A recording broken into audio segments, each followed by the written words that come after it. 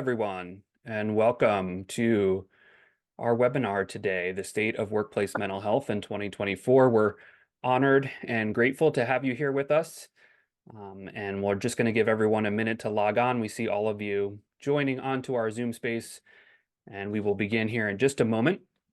Once again, the topic of conversation today is the state of workplace mental health, and we have a really esteemed group of speakers with us today. We know that mental health, especially in the workplace, affects nearly everyone. And when employers, our workplaces support mental well-being, we as workers are healthier and more successful, and we lead better lives. And so that's what we want to talk about today, with some specific focus areas on leadership, on veteran experiences, and also on LGBTQ+.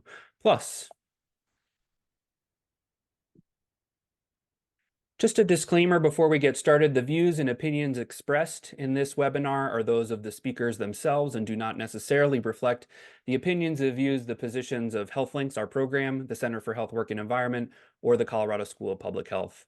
And this webinar, just so you all know, may have short mentions of mental health challenges, suicide, racism, and homophobia. So please engage with our webinar to the level of comfort that best suits you, and a recording and summary of key takeaways will be shared after this session.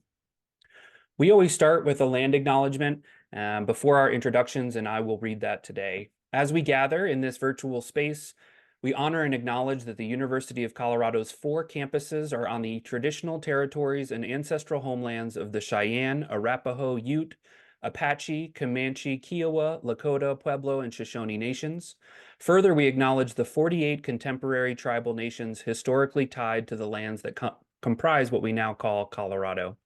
Acknowledging that we live in the homelands of Indigenous peoples recognizes the original stewards of these lands and their legacies. With this land acknowledgement, we celebrate the many contributions of Native peoples to the fields of medicine, mathematics, government and military service, arts, literature, engineering, and more. We also recognize the sophisticated and intricate knowledge systems Indigenous peoples have developed in relationship to their lands. We recognize and affirm the ties these nations have to their traditional homelands and the many Indigenous people who thrive in this place alive and strong. We also acknowledge the painful history of ill treatment and forced removal that has had profoundly negative impacts on Native nations. We respect the many diverse Indigenous peoples still connected to this land. We honor them and thank the Indigenous ancestors of this place. The University of Colorado pledges to provide educational opportunities for Native students, faculty, and staff, and advance our mission to understand the history and contemporary lives of Native peoples. So a little bit about us. My name is David Shapiro. I am the director or the manager, senior manager of health programs and partnerships. I direct our HealthLinks program at the Center for Health, Work, and Environment at our Colorado School of Public Health.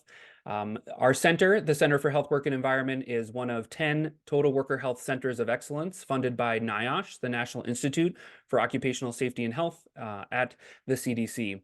I am a white male in my mid to late 40s, and today I am wearing a dark black button-down shirt. I have dark brown curly hair, and I'm wearing gray large glasses. I have a clean-shaven face today as well. Thank you everyone for joining us. A few housekeeping items before we get started with our speakers. All of our participants are on mute throughout the duration of today's webinar. If you have any questions for our panelists and our speakers, we ask you to put those in the Q&A box for Zoom, not in the chat. That being said, we do want you to use chat and let us know where you're coming. Where are you joining us from? We've been honored to have individuals from all 50 states participate in our webinars in 2024 and from over 22 countries. And so let us know using the chat function where you're from, where you're joining us today. We appreciate finding out that information. And like I said, if you have specific questions, we're going to ask you to use the Q&A toolbar for those questions, because your fellow colleagues and participants may have the same question as you. And when we put the questions in the Q&A box, you can use the thumbs up arrow. You don't have to retype someone's question. Closed captioning is available, so if you need to enable closed captioning, please do so using the Zoom controls. And this webinar is being recorded. All of you and everyone that registered will receive a link to the webinar recording. Important for those of you that are claiming continuing education credits, there will be a survey that hopefully automatically populates at the end of today's webinar. We will also put a link to the survey in the chat towards the bottom end of the hour. You need to complete that survey if you want to claim your continuing education credit, so please make sure you do that. We want to thank our sponsor, the Helen and Arthur E. Johnson Depression Center at the University of Colorado. The Johnson Depression Center offers a variety of education programs and trainings focused on mental well-being. Each of their programs is offered either in person or virtually, and we've been a proud and honored partner of the Depression Center for several years now. So thank you to the team over at the Depression Center at the University of Colorado for your continued support of our work on workplace mental health and well-being. Today, we're going to have a keynote presentation. We'll have a discussion with all of our speakers and then a question and answer time as well. I'll preface this by saying we never have time for all the questions, so do look at that Q&A bar. Please vote on questions that you think are most meaningful, and we'll do our best to answer and respond to as many of the questions that come up as possible. Our goal today is to talk a little bit about the state of workplace mental health over the past year and what to look for ahead, some best practices or foundational elements of what leadership looks like in workplace mental health. And then we're going to have a specific focus on the veteran experience and also LGBTQ community and how these specific groups are impacted by workplace mental health. So our keynote presenter and speaker for today is Dr. Alex Reed. Alex is the Director of Behavioral Health Education at the University of Colorado Family Medicine Residency and an Assistant Professor in the Department of Family Medicine at the University of Colorado School of Medicine. Dr. Reed has worked across the U.S. in family medicine as an educator and clinician for 21 years. He has been the team psychologist for the Denver Nuggets since 2018, Go Nuggets, and also for the Colorado Rapids. Dr. Reed's current research and educational interests include behavioral health in primary care, using improvisation skills to enhance communication skills in healthcare and provider well-being. So Dr. Reed, thank you for joining us today. I'm going to stop sharing my screen and turn over controls to you. Hey, thanks so much for the nice introduction, and really excited to be here today to be able to talk with you and also to get to work and know and hear from from Dr. Francis and also Pernie as well. So really excited about that as well. Okay, so let's do this technology piece first. Great. So far, so good. Okay, yes. So so we're going to go over a number of just different topics today. And and with this, we'll talk a bit about, what are people looking for in, in their workplaces, as, as well as, what, for all of us. I mean, there are tools that we can utilize in order to help people start a conversation about their mental well-being. So and then and then talk about a few resources and tools. So with that, really, I'm hoping that you'll walk away with a few things for this. So I really like this picture. It's a beautiful and powerful image, I find. So this is what a number of years ago, when Hurricane Katrina was making landfall to the US. And to me, this is just a symbol of, we have our great days and things that may be going well in our lives, and yet there's also challenges that we all experience. And the other part of these challenges that may come our way, it could be anything from health to to work related, to family, to relationships, to finances, to politics, all the way to the weather as well. And we don't necessarily have control over these things. And and so we can never predict when these things are going to necessarily come our way. And with this, when things do come our way, how do we cope and how do we manage? And especially just in in our world today.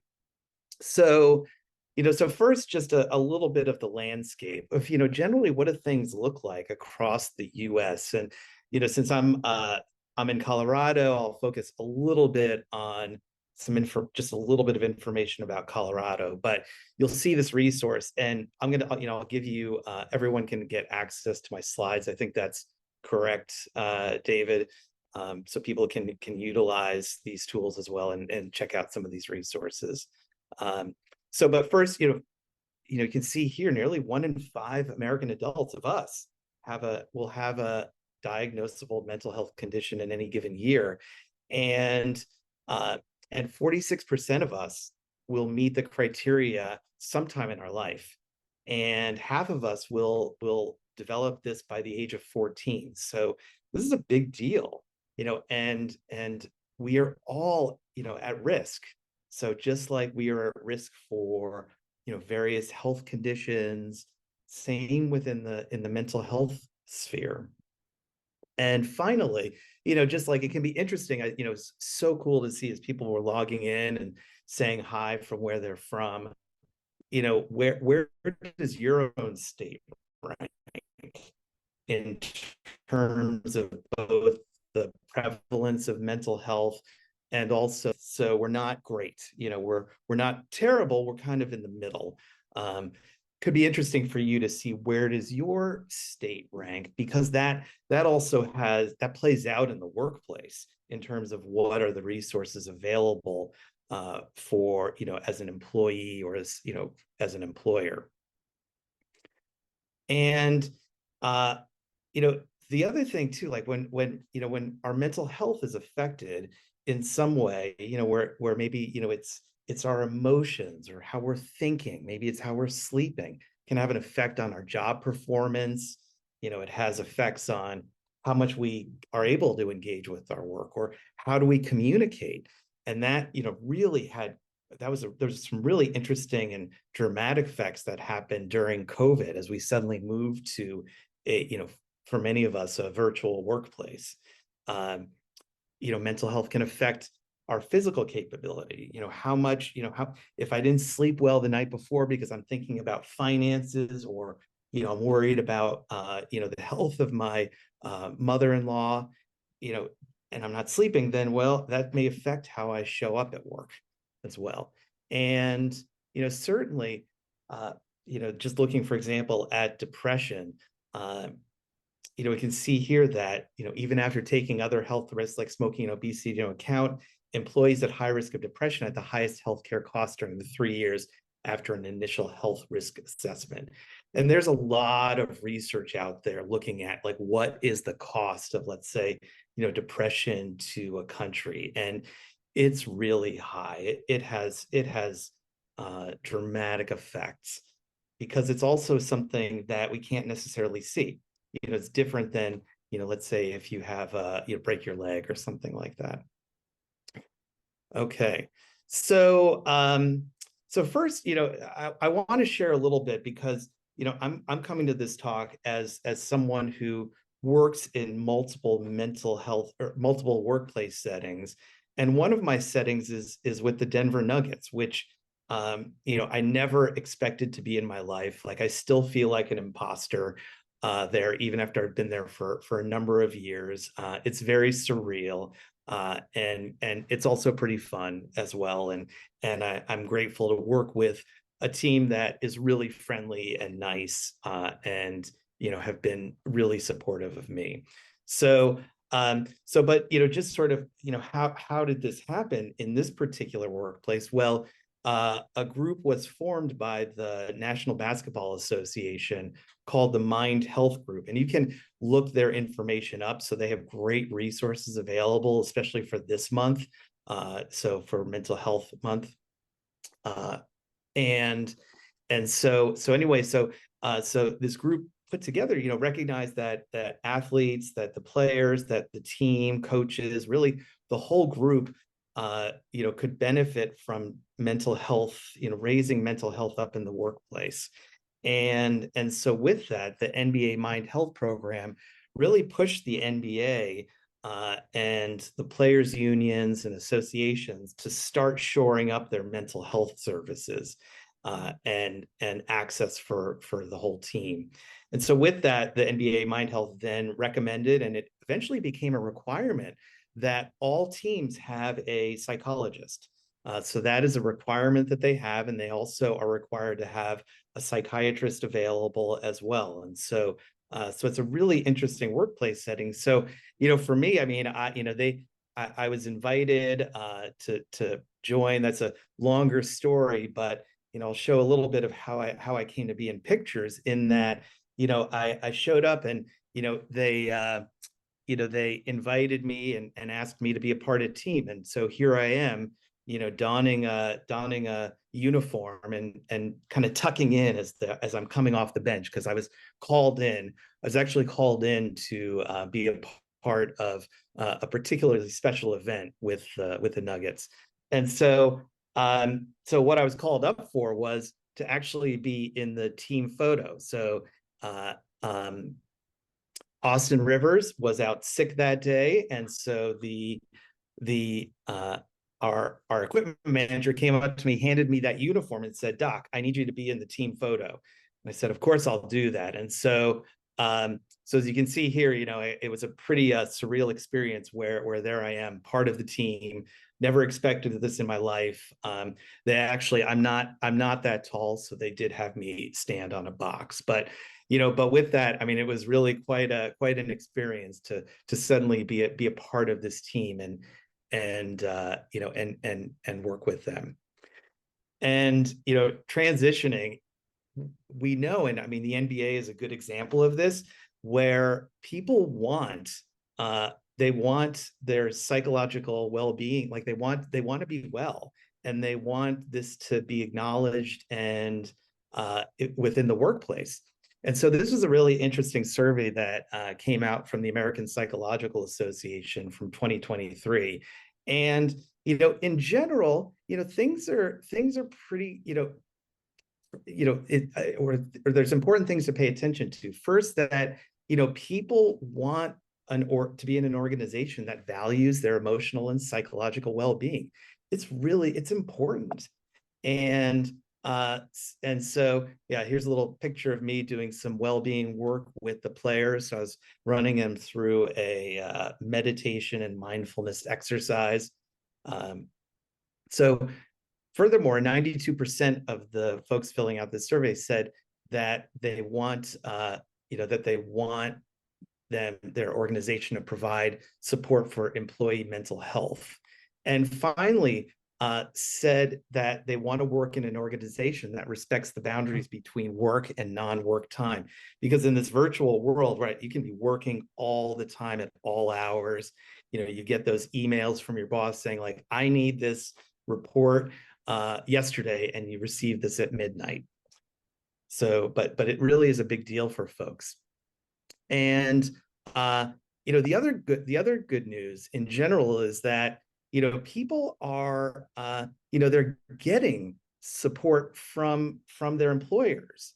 So at least looking at at least very or somewhat satisfied. So I also this year I became the lead team psychologist for the Colorado Rapids, so Colorado's Major League Soccer team.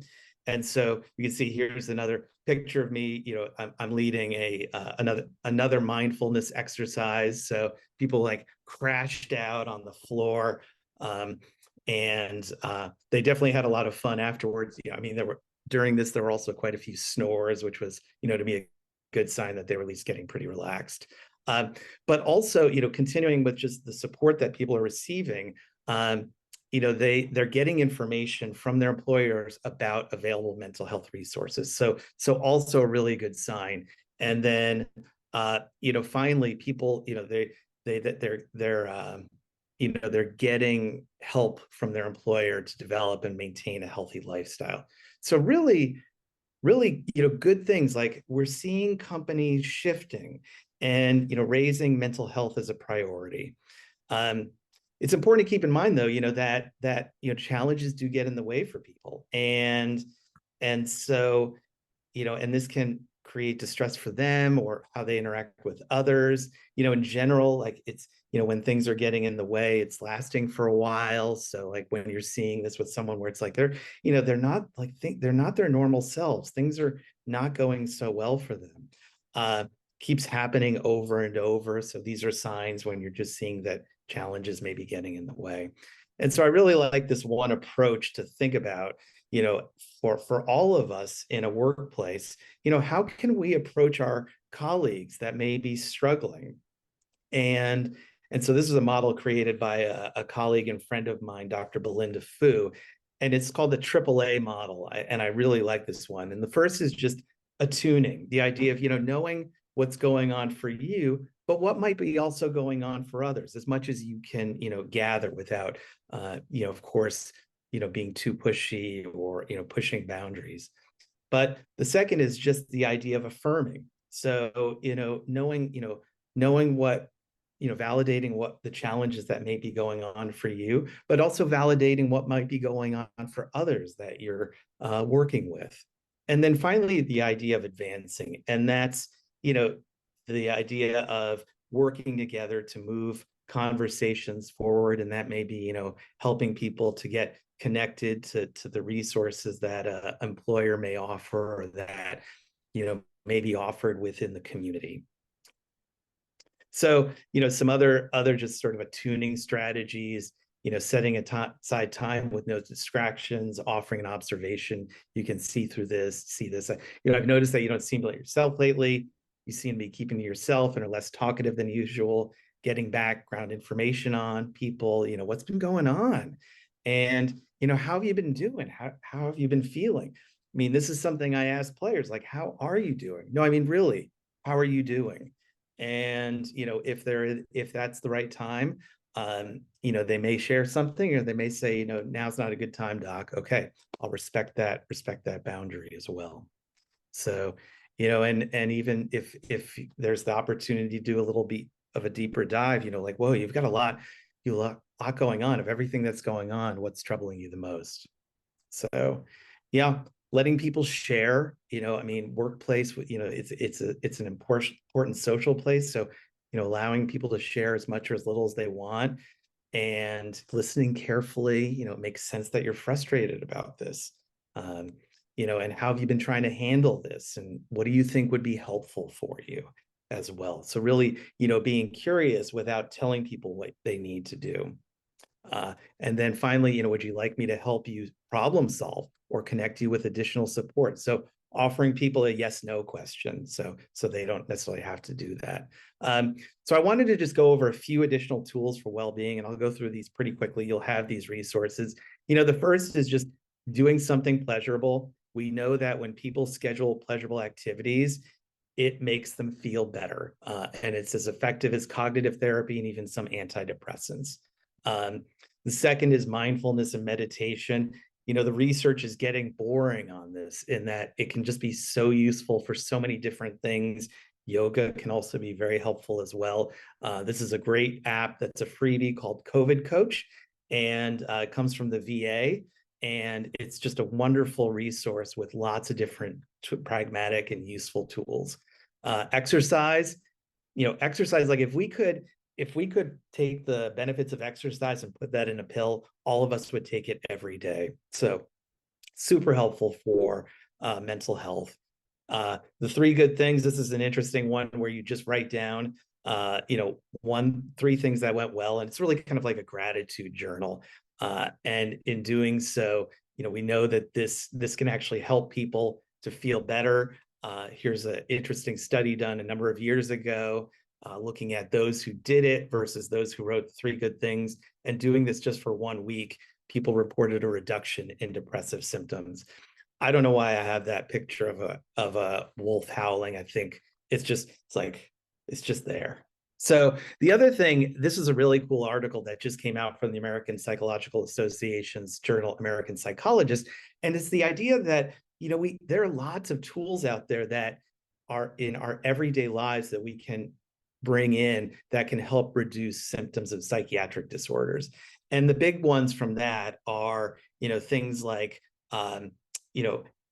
physical activity, which we talked about, actually contact with nature, and yoga. Those three have incredible effect sizes in terms of helping people with their, with psychiatric symptoms. And finally, I'll share one thing that I did a little while back with the Denver Nuggets. And this is a wellness staff challenge where, we set up a list of activities that people could do. They could earn points by sending me a picture of what they did. And then with that, they could actually earn prizes, including a customized trophy. So we had, but the players weren't involved with this. So this was just for all of the staff. And we had a great response to this. These were some examples, like, people were sending me pictures of them making dinner with their kiddos, or, one guy, he bought a family their food at Starbucks. And then finally, just doing exercise and meditation. So these are some strategies to think about within the workplace. So these are just some additional resources that you can utilize, you'll have access to from this talk. And we talked about, just there's a lot of mental health concerns out there. We talked about a few strategies to consider, and then finally some resources and tools. So thanks so much, and I will stop sharing. Thank you, Alex. So great to hear some of those things. And there's been a few questions. Yes, we are planning on sharing Dr. Rieg's presentation. And also we have resources like 3 Good Things exercises and the COVID Coach app, or wellness app, and we can share those resources in our follow-up email as well. So remember that if you have any questions, please put them in the Q&A. We see questions already popping up there. I'm going to go on and introduce our next speaker, Dr. Toshi Francis. Dr. Francis graduated from Clark Atlanta University with a bachelor's degree in psychology and a minor in business administration. After graduation, Toshi decided to work on her entrepreneurial skills and help to run her family's restaurant. She knew she wanted to be part of the mental health field, so within a year of graduating, she was accepted into Adelphi University's MSW program. She graduated from the program in 2008 with honors and went on to gain vital career experience before enrolling in the PhD program at Capella University, where her major was industrial organizational psychology. She is considered a subject matter expert in African American women, Caribbean women, mental health, and diversity and inclusion. Today, she's going to be talking to us about veterans' mental health, and she continues to look for ways to expand her reach and make a true difference. Toshi currently resides in New York City with her family. So thank you, Dr. Francis, for joining us today. Have your slides up here, the few that you have, and I'll turn it over to you. Thank you, David. Nice to meet everyone. So first, I would like to thank all of our veterans for their service on behalf of the Department of Veterans Administration and also the Secretary of the Veteran Affairs. Also, I just wanted to put this highlight out there. So the Veterans Administration does not endorse any of the statements made in this presentation based on my experience. So today I'm going to be speaking to you guys about taking a look at veterans' mental health, what that is, what does that mean, how does that apply to our veteran our veteran workforce. So we do have a lot of working veterans that, of course, come to the Department of Veterans Administration. They may work also in your division as well too. What we do find is that a lot of veterans do not like to identify that they are a veteran, or they do not like to really identify, from my experience of working for the VA, identify really what they did when they did work in the when they were in the military.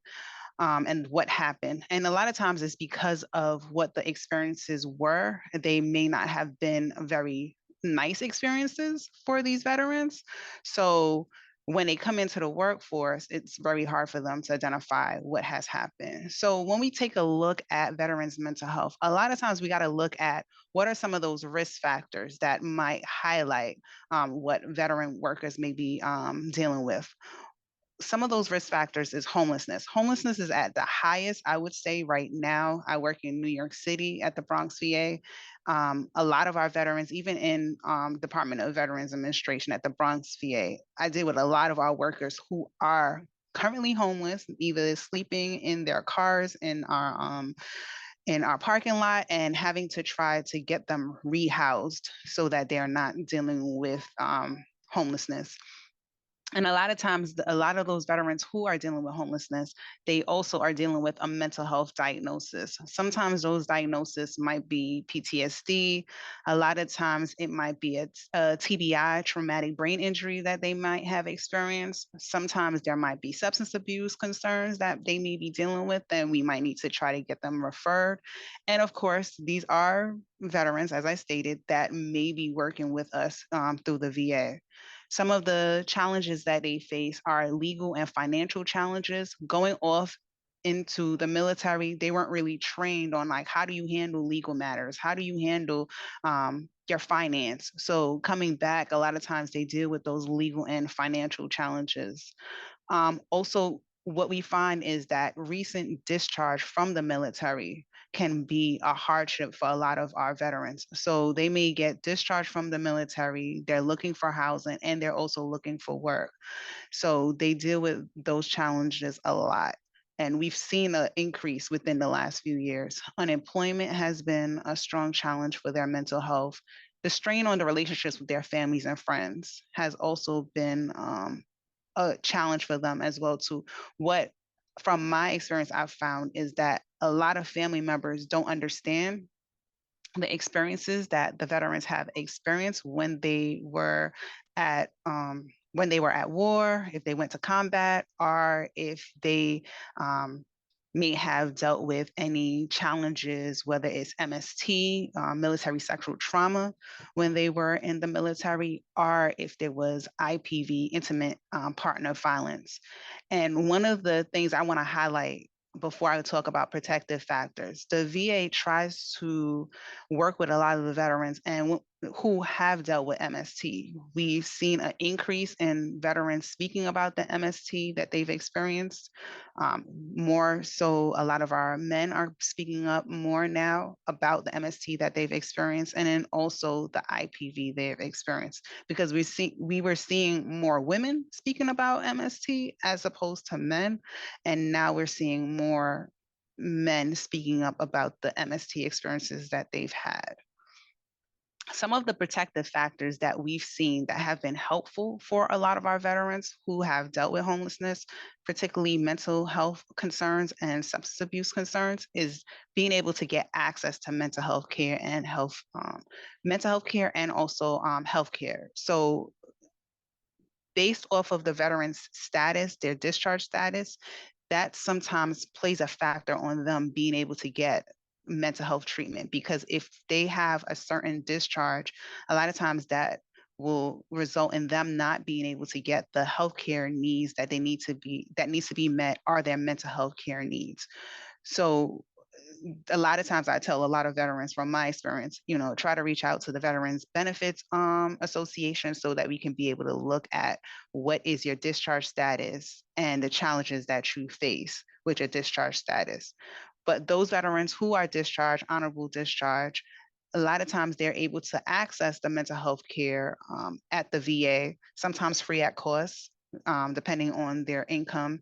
And also they're able to access free healthcare benefits at the VA.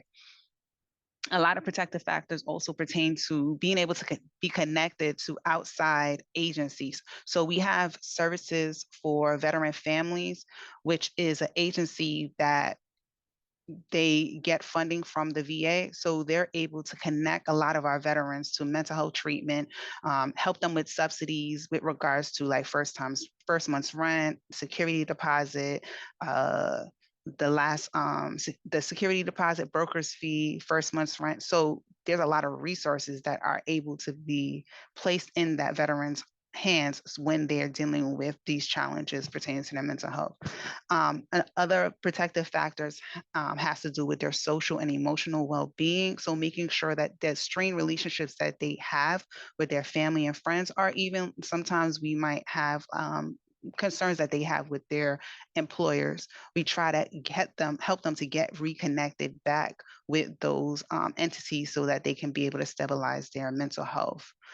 We try to get them into like a CWT program that we have at the VA. We have a vocational rehabilitation counselor as well, who also is helpful with that. So warning signs as clinicians, we try to look out for with working with our veterans. Hopelessness. If there's any feelings of hopelessness, they're feeling there's no way out, they're feeling anxiety, agitation, sleeplessness, or mood swings, feeling that there's no reason to live, rage or anger, engaging in risky activities without thinking, increasing their alcohol or drug use, and withdrawing from family and friends. We see this increase a major increase within the last 2 years due to the pandemic and coming out of the pandemic. And the VA has been working tirelessly with our veterans to try to help them to work through these concerns that they're dealing with, especially in the work environment, because we do see it happening with our veteran workers. So one of the things that I really think that we need to try to take in consideration is when working with veterans, veterans can become very, I would say, high rate and get upset very easily if they feel like they're not getting their way or if they're dealing with like different mental health concerns. And my strongest recommendation is looking at the composure that is being given out to the veteran. So making sure to stay calm, actively listening to what the veteran is saying. And that's one of the biggest challenges that veterans talk about. People are not actively listening to them. Pausing and really reflecting and understanding what they're saying and maintaining good eye contact with them so that they understand that you are hearing them, okay, when they're speaking. And that's all. Thank you. Thank you so much, Toshi. You're And welcome. we see the questions coming in as well. Remember that if Okay. someone has the same question as you can use the thumbs up arrow. And I know that some of our panelists are responding to questions as well. With that, I want to introduce our third speaker before we get to the Q&A section, Bernie Wong. Bernie, he, him pronouns, is a founding team member at Mindshare Partners, a national nonprofit organization that is changing the culture of workplace mental health so that both employees and organizations can thrive. As a principal, Bernie delivers training, advising, and change management initiatives to create mentally healthy workplaces at organizations like Prudential, Syneos Health, Tinder, and more. As their knowledge lead, he leads the curation, development, and institutionalization of the organization's expertise and perspectives on workplace mental health. Bernie has led national studies on workforce mental health and is a widely published author on workplace mental health as well, having written for the Harvard Business Review, Forbes, HR Dive, and more. Bernie also served as the vice president and board member for PRISM Foundation, a philanthropic organization that funds Asian and Pacific Islander LGBTQ+ students and organizations. So thank you, Bernie, for being here with us today. I'll stop sharing my screen so you can bring up your slides. Thank you. My God, I should send you a shorter bio so you can get faster. Hi, everyone. My name is Bernie Wong. Pronouns are he, him, his. Following in David's guidance, I'm presenting as an Asian American man, early 30s, a very stylish polo, and I'm in my remote work setup in my home in San Francisco, California. And you can pretend my room is amazingly decorated when it's not. So happy May Mental Health Awareness Month. It's also Asian Pacific Heritage Month as well, and soon to be Pride Month. So I like to say I'm at my most powerful self right now. And the rest of the year, I'm going to go hide away from the public. I'm here to also talk about workplace mental health, but specifically through the lens of the LGBTQ+ community. Unsurprisingly, LGBTQ+ workers face greater challenges in the workplace, despite obviously no meaningful difference in their capacity to perform because, surprise, we're just as human. In Mindshare Partners' latest national poll of full-time workers, we found that LGBTQ+ workers were more likely to experience mental health symptoms and for longer durations, more likely to report work in the workplace as having a negative impact on their mental health, less likely to have a positive relationship with their manager, and when they did talk about their mental health at work, they were less likely to receive a positive or supportive response. Because of these factors, they're more likely to voluntarily leave roles for mental health reasons, and they're overall less engaged, which includes job satisfaction, trust and pride in working at their employer, and more. But it's not all doom and gloom. At the same time, we found that LGBTQ+ workers are actually uniquely positioned to be champions for mental health in their workplaces. We found that they're more likely to talk about their mental health at work, more comfortable talking about their mental health with their friends, and actually more willing to self-report, willing to hire and work with colleagues that are managing mental health conditions. So in LGBTQ+ supportive workplaces, these kind of positive bright spots can be realized and actualized, but all too often, LGBTQ+ workers don't due to the lack of supports in workplaces. So they face particular barriers around having the resources to simply be. This includes basic needs like restroom access, physical and mental health care, which includes both, LGBT plus friendly treatment and care, as well as providers themselves who understand and have experienced the LGBT plus experience. This also includes family benefits around qualifications for parental benefits, leave, and other supports, and finances, with, on average, LGBT plus workers disproportionately earning less than the cis and straight workforce. So in addition to the lack of resources to simply be, LGBT plus workers also face barriers to inclusion, to belong. Routinely, they must face navigating disclosure in their gender identity and gender presentation, bias in career progression and advancement, with few examples of LGBT plus people in leadership positions. As we all know, microaggressions, all kinds and severities, and conflict among unsupportive colleagues, customers, clients, and more. Now, of course, in spite of all the challenges, there are ways of supporting these workers, and you can find plenty of lists online. But what I want to instead cover for you all are kind of the core foundational principles and goals that we're working to achieve. There are many different avenues to success, but what does success actually look like? Success looks like having those core basic needs met for everyone. This means livable wages, stable employment, and healthcare coverage.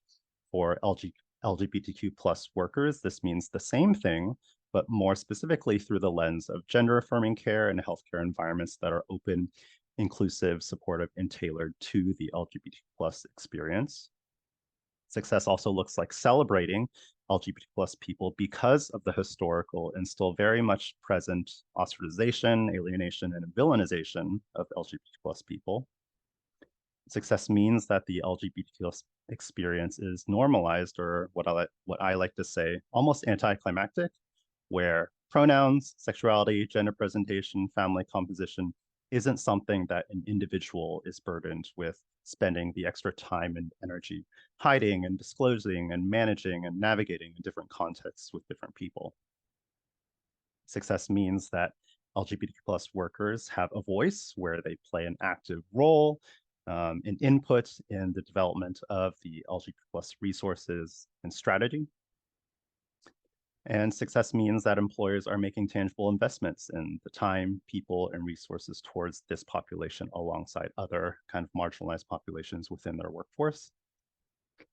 Success means that work works for people, and I really want to emphasize this point, not just for LGBT plus workers, but for people generally, because so often when we hear about strategies to support mental health, there are these kind of individualistic, typically reactive self-care practices that help people cope with work rather than actually making work itself work for people. This means that people have work-life balance alongside the autonomy and flexibility to work healthy and sustainable lives. So this work tile should be all-encompassing and expansive, but again, emphasizing that so often in our conversations around workplace mental health, we're talking about coping rather than fixing work itself. Now, for LGBTQ plus workers, given the immense progress that still needs to be made, when it comes to work itself, it might mean extra support of when these folks need to travel to non-LGBTQ plus friendly cities or regions. It might mean protecting and supporting them when they're faced with antagonistic customers or clients.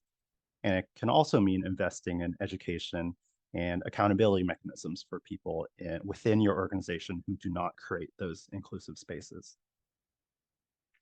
And last, but certainly not least, is just those accountability measures. Questions to think about is, how is LGBTQ plus inclusion kind of fundamentally integrated into the values of your organization? How is creating inclusive and supportive spaces for LGBTQ plus people and other marginalized communities a core part of the qualifications of your management and leadership? How do you navigate a senior level executive or donor who is dismissive of a community's needs? And how are you making intentional and routine efforts to understand the experiences of your people? People are not monolithic, as we know, so understanding our people and their specific needs is kind of integral and critical. So to summarize, just as much as we love to talk about being open to LGBT plus people in June and providing those resources, you have to ensure that this effort is sustained across your organization. not when things are easy or in good standing, but remains a staunch commitment when things are hard and not only when it's profitable too. So that concludes my very short segment. I know this was an incredibly brief touch point on this topic, but if you'd like to continue your learning, check out these few articles covering these topics in a more in-depth way. Mindshare Partners also works directly with employers to provide training and consulting, so please don't hesitate to reach out to learn more. Thank you, everyone. Thank you so much, Bernie. We will be sharing Mindshare Partner resources with the team as well, or with registrants and participants also. Bernie, we're going to have you stop sharing your screen now so we can go to the Q&A section. Thank you so much. And I'll ask Toshi and Alex to come back online if you're able to for the Q&A section here. There's been a lot of great discussion in Q&A already. The first one, and as I mentioned, we never have enough time for all the questions, so we're going to do our best here on the rapid fire round of Q&A. The first one, and the one that sort of received the most sort of votes here, and I'm wondering maybe if we can start with you, Dr. Reed, is about finding resolution for harassment, psychological harassment in the workplace. Are we seeing an uptick in more harassment and harassing type behaviors? And if so, do we have any suggestions for how to do that? I guess I'm asking you maybe because you work with elite athletes that are sometimes vocal about, you know, things that might be difficult for others to handle. I'm just curious, have you been talking more about, you know, concerns and harassing type behaviors coming up than in your previous years with the Nuggets? Or how would you handle psychological harassment for individuals and how to handle that in the workplace? Yeah, it's a great question and just so challenging. And you know, that's I think also, you know, there's additional challenges when social media is also in play and also within the workplace in some manner. You know, I've certainly seen that on the Nuggets side where, you know, there's a lot of harassment that comes from social media to people. And, you know, with that, one of the main strategies that I've seen the players use is they just get off social media, you know, because they recognize that all the people that are saying negative things about them, you know, really has an incredible impact on their mental health and well-being. And certainly, you know, in my other job, sort of working with with residents in family medicine and also OBGYN, you know, when this has come up, I mean, certainly, you know, we encourage people to utilize some of the human resources services that are available. There are, you know, at least within the University of Colorado, there's offices of professionalism. So, you know, and I mean, we're lucky to have resources like that, or an ombudsman where there can be ways of trying to, you know, find a pathway to get some advice and help for that, because certainly that is not deserved by any means within the workplace. Great. Bernie, do you have anything you want to add about uptick in harassing behavior over the past year? I want to mention to our audience, we're going to have another conversation that is related to this topic next month, so stay tuned for more conversation about that. But have we, I mean, I think we've seen and experienced an uptick in harassment and concerning behaviors in the recent past. How is Mindshare Partners dealing with this particular trend, or any solutions for people there? Yeah, I'd say the uptake is probably a combination of two things. I think the first is with greater awareness, literacy, and understanding of mental health, workers are better equipped to recognize when there are situations where people are being harassed or when a workplace is being toxic. So there's an awareness realm.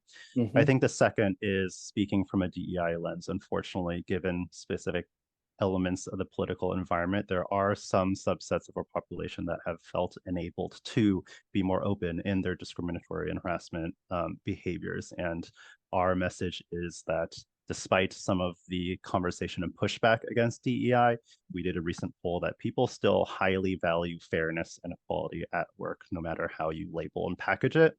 And it is up to an employer, the leadership of an organization who has that power to maintain kind of accountability over those behaviors, to stay the course and ensure that their organizations and the culture that they have control over is inclusive and safe, and that mechanisms for accountability are actually enforced. Thanks so much for that, Bernie. I mean, Dr. Francis Toshi, with working in New York, it's kind of a hotbed right now of a lot of things going on related to what people may perceive as harassment or difficult conversations. Are you talking with veterans or the community a bit, your community, about this sort of recent surge in this type of concern? Or I'm just curious if you have any thoughts for our audience as well around this. Yes, we have seen a significant increase. I just even had a conversation today with one of my colleagues who she is a veteran. She works for the VA and she's thinking about going on FMLA Mm, because it's been consistent harassment. And I'm seeing more, I would say there's an uptake us coming back to work, mm. leaving from the home environment, from the Zoom environment and coming back to work. I've seen the uptake in harassment, but I kind of relate it back to in New York, we've seen an increase in housing, we're seeing an increase in food, we're seeing an increase overall. And I think that's what's kind of resulting in people being in this space of challenge, psychological challenge, and where they Yeah. are. Thank you so much for that. You're And welcome. your comment about the hybrid environment and coming back to the office leads me to another question that has had a number of yes votes. And Bernie, I think I'll start with you on this one, if that's okay with you, which is, the Surgeon General put out a report last year about the epidemic of loneliness and isolation. And so specific tips or strategies for maintaining mental well-being or companies to focus on mental health when individuals are working from home. Is that something Mindshare has looked at about, I mean, obviously during the COVID pandemic, when we were all sent home, there were so many resources, but now as people continue to work from home, what are some things we should think about as employers and workers about this epidemic of isolation and loneliness? Yeah, I'd say there's a lot online encouraging time for connection, the ways in which you foster that within an organization. I think sometimes the point I try to emphasize is that responsibility of employers, where increasingly we're seeing those mandated returns to office, which can encourage connection in some way, but pre-pandemic, free remote working, people are uprooting their lives and moving away from friends and family for work. And in many ways, hybrid and remote work actually fosters connection in different ways. And so the main thing I'd say is really encourage people to think critically around how you're enabling workers and individuals to create those connections that matter to them. And then within your workplace culture, yes, you can do the fun activities. I'd say have it be worker driven, not kind of leadership deciding how you want your people to connect, but enable those ways that people are wanting to connect naturally and organically, and empower people to find those third spaces outside of work, not making our entire lives and sole resource and way to connect as workplace connections. Thank you. From a practitioner lens, Dr. Reed, I'm curious, we've moved a lot of mental health consulting or therapy appointments to having a virtual and online space. I'm assuming that's another way in which people can connect with mental health resources if needed, is if their provider, their medical plan offers virtual visits. Perhaps mental health might be more accessible to individuals now than it was pre-COVID, where we were expected to go into the office to see providers. But I'm curious if you have any other tips that either working with families or other individuals about how to maintain mental health support while people are working in hybrid remote work situations. Yeah, I mean, loved what Bernie said, and a few thoughts. I mean, first, on the access side, yeah, video, and being able to connect with folks has really opened up a lot more access for people, which has just been wonderful. I think a big thing, and the thing that right, it's like, how do you connect with people and maintain relationships or build relationships? And I'm a big fan. I've seen this in quite a few workplaces where, where employers will provide a day off or a half day to go volunteer at an organization. And, I have just found over the years that when people are able and willing to volunteer, they get out of sort of their own self, out of their own head, and we know that helping others feels good, and in doing so, there's just this generative effect of also helping your community and making connections with others. Terrific. Toshi, anything you want to add about supporting mental health in a variety of work situations, including working from home? One of the things that I do think that we didn't highlight is EAP. So EAP is very essential.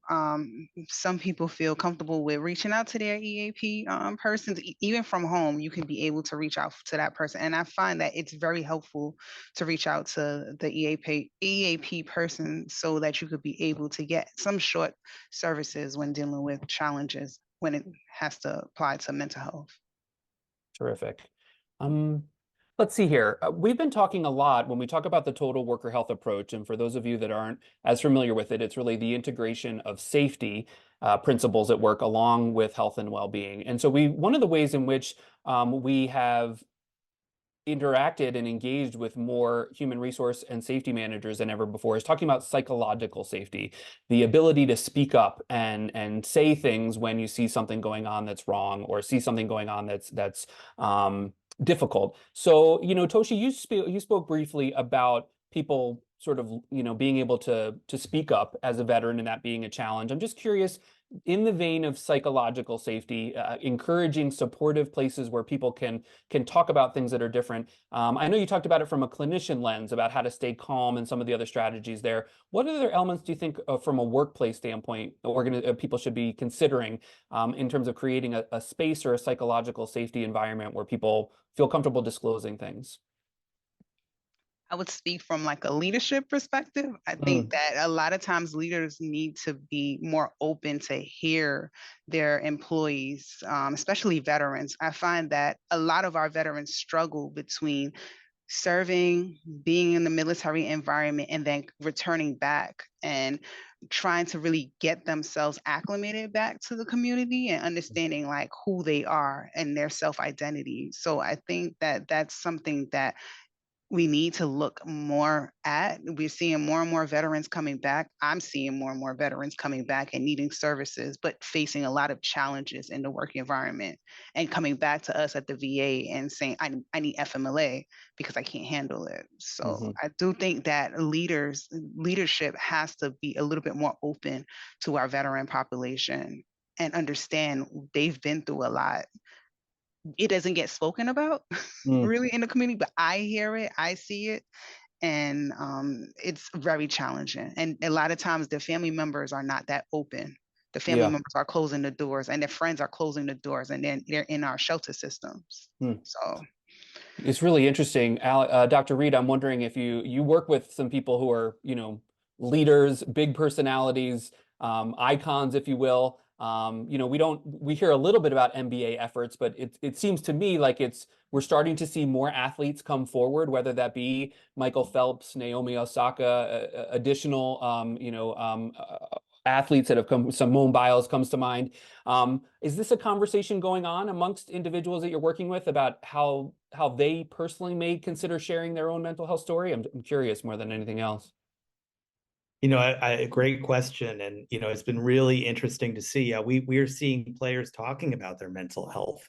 So, they'll do this on I believe, they'll do that on a podcast or they're doing it often in those spaces as well. And there really is this just normalizing, that we are all human, that even the players themselves are human as well. And they suffer just like any of us can at any time. Yeah. Thanks for that. Thank you again, Dr. Reed, Dr. Francis, Bernie, for your commentary. And today, we could have this conversation, I'm sure, for another hour. We never have enough time for these talks, but we really appreciate the engagement from all of you in our audience. We have another really interesting conversation coming up next month. So this will be our 5th year in a row where we've hosted a conversation on anti-racism in the workplace. That will be on Thursday, June 20th at the same time. We have 3 distinguished speakers, and one of the elements we're adding to this next month's conversation is this really relevant conversation about what does anti-Muslim and anti-Jewish behavior look like, feel like, sound like in the workplace, and how is that impacting all of us as workers? So we really encourage you to join us for this next talk. For those of you that need continuing education credits, the survey link should automatically generate when you log out of today's webinar. If not, we've put the link to the survey in the chat. You can find it there also. We leave this meeting open for a little bit of time after the top of the hour here so that you can close out, find the link, find the survey link, and we hope that you've enjoyed the discussion. And once again, super grateful to our speakers today and to all of you as participants. Continue to join us in the dialogue around mental health. It is Mental Health Awareness Month, and just thank you all for a great conversation today. So we look forward to seeing you next month to talk about anti-racism. And make sure to click that survey and provide feedback, especially if you need continuing education credits. So thanks, everyone.